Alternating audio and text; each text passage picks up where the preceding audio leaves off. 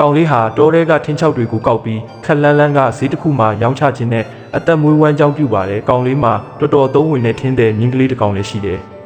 ထင်းကောက်သမားဟာသူကောက်လို့ရသမျှထင်းချောက်တွေကိုဒီမြင်းကလေးပေါ်တင်ဈေးထိသွားပြီးရောင်းချရလေးရှိတယ်တနေ့ကျထင်းချောက်များများရဖို့တောနက်ထဲအထိသွားကောက်ရကနေလမ်းပြောက်ပါတော့တယ်မြင်းကလေးနဲ့အတူလမ်းပြောက်ရှာရင်းနဲ့ညနေသာစောင်းလာတယ်လမ်းကမတွေ့ဘူးနောက်ဆုံးရက်တိကြီးတစ်ပါးသတင်းသုံးနဲ့တဲလီတစ်လုံးတွေ့တော့ညအိတ်ခွင့်တောင်းပြီးတဲ့နဲ့ခက်လန်းလန်းကတစ်ပင်အောက်မှာနေရာချတယ်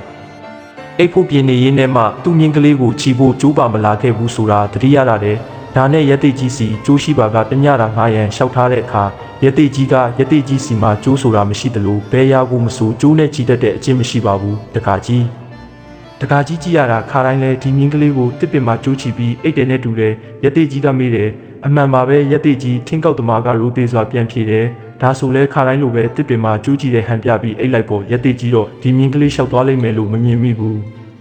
ထင်းကောက်သမားလဲရက်တိကြီးပြောတဲ့အတိုင်းမြင်းကလေးကိုတစ်ပင်မှာကျိုးချီဟန်ပြုပြီးအိတ်ရဝင်ခဲ့တယ်ရက်တိကြီးဟာသူ့တက်ခိုးနဲ့မြင်းကလေးမပြေးနိုင်အောင်လုပ်ပေးထားတယ်လို့တွေးထင်ပြီးထင်းကောက်သမားလေးဟာစစ်ချလက်ချအိတ်ပျော်သွားတော့တယ်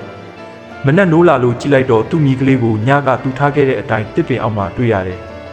ထင်းကောက်သမားဟာရက်တိကြီးကိုနှုတ်ဆက်ကလမ်းရှာပြီးခီးဆက်မဲ့ပြင်းတဲ့အခါမြင်းကလေးဟာညကထားခဲ့တဲ့နေရာကနေမရွှေ့တော့ဘူးထင်းကောက်သမားဘလို့စူးစမ်းခေါ်မရဘူးဒါနဲ့ထင်းကောက်သမားဟာရက်တိကြီးစီပြေးသွားပြီးဖြစ်ကြောင်းကုံစင်ရှောက်တင်တဲ့အခါရက်တိကြီးကအကြောင်းစုံကိုတိတဲ့ပုံစံနဲ့ပြုံးပြီးပြောလိုက်တယ်